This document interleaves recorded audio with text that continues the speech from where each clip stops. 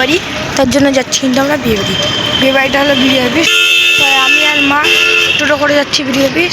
তো আমার দাদা কিন্তু আগে চলে গেছি। তো গাইজ চলো যাই, দেখা হচ্ছে। কিন্তু আসলাম আমরা, আর সামনে কিন্তু আমার স্কুল গঙ্গারামপুর হাই স্কুল। এখন কিন্তু রাত বাজে 9টা, বেশি বাজেনি গাইজ।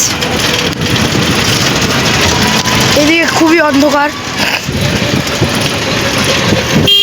একদিন গাইজ এগুলা মানে আমাদের একটু আগে জায়গায় একটা হন্টেড প্লেস আছে সামনে। তো চলো তোমাদেরকে দেখাই। সেখানে কিন্তু আমাদের সেই হন্টেড প্লেস, এদিকে যাওয়ার পর ওই ডান দিকে ঘুরে গেলে কিন্তু হন্টেড প্লেস। ওটা ছোটো মোটো গাইজ, রিয়ালিটিতে কোনো ভূত নাই, মৃত্যু। তো চলো, এটা কিন্তু আমাদের গঙ্গারামপুর হাই স্কুল অবস্থা করছে। তো গাইজ এটা কিন্তু আমাদের গঙ্গারামপুর হাই স্কুলের মাঠ। এই যে গাইজ, এখানে আগে খেলতে আসতাম আমি। এখানে খেলা প্র্যাকটিস করার পর ফুটবল মাঠের টুর্নামেন্টে গেছিলাম। লজে চলে এসেছি আমরা, এটাই লজ। এই লজের কিন্তু খুব সুন্দর, অনেকটা দূর কিন্তু আমাদের হাঁটে যেতে হবে, মিনিমাম অত দূর। চারদিকে লাইটিং, এদিকে লাইটিং, আর সামনে একটা বাড়ির মতন, তারপরে নিচে একটা সবুজ কার্পেট,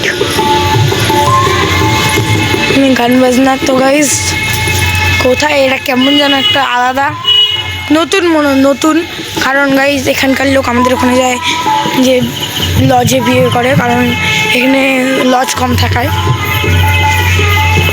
এটা আশা করি নতুন। তো ভাই চলো দেখাচ্ছি। এখানে কিন্তু মাছগুলো খাবার দিইনি। আর তোমরা গাইজ ভাবা যে আমার ক্যামেরাটা এরম, আমি কিন্তু ইচ্ছা করে ফিল্টার লাগাই। গাইজ দেখি যে ফিল্টার লাগাই কেমন লাগে ক্যামেরা।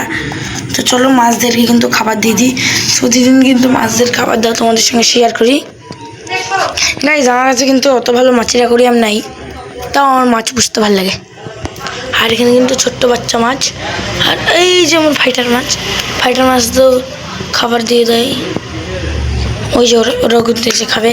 আর গাইজ এই হলো হাঁকাও পড়ে আছে। আমি একটা নো মার্সি উনো কিনবো, তার জন্য গাইজ টাকা জমাচ্ছি। ও ঠামা। তো গাইজ আমি কিন্তু শুভ হলো এই বিছনায়, যখন আরামে আছি, কারণ কেবলই বিয়ে বাড়ির থেকে আসলাম। আর বিয়ে বাড়িতে এত হালকাই খাওয়া যে গাইজ আলাদাই। আর ঘরে কিন্তু সবাই এসি জমতেছে। বাবা দাদা সবাই মিলে শুয়ে পড়ে আছে, আর এসি চলছে। তো গাইজ মতো বাই বাই, তাদের দেখাচ্ছি।